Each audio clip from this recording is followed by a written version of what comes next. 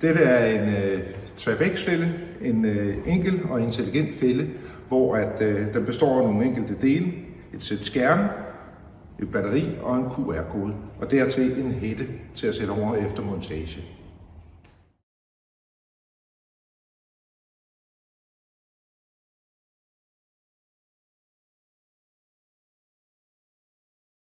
Så er der batteriet, et lithiumbatteri.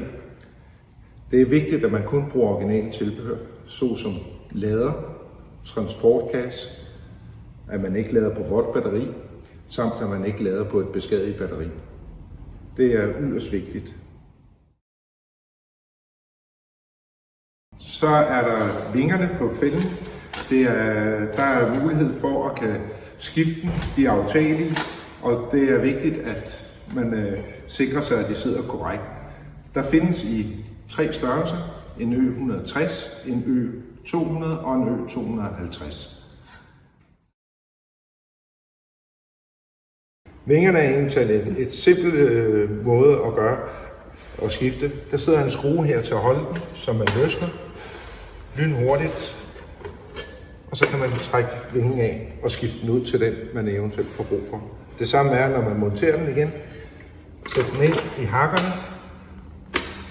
skrue vip den ned og montere skruen igen.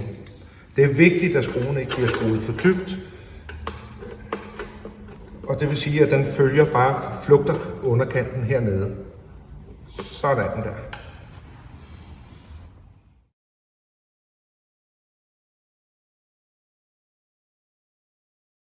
Der findes en speciel montagestang til den, som man tager og placerer ned igennem hullet her for oven og ned i foden hernede og ind og låser fast, så den kan hænge på fælden.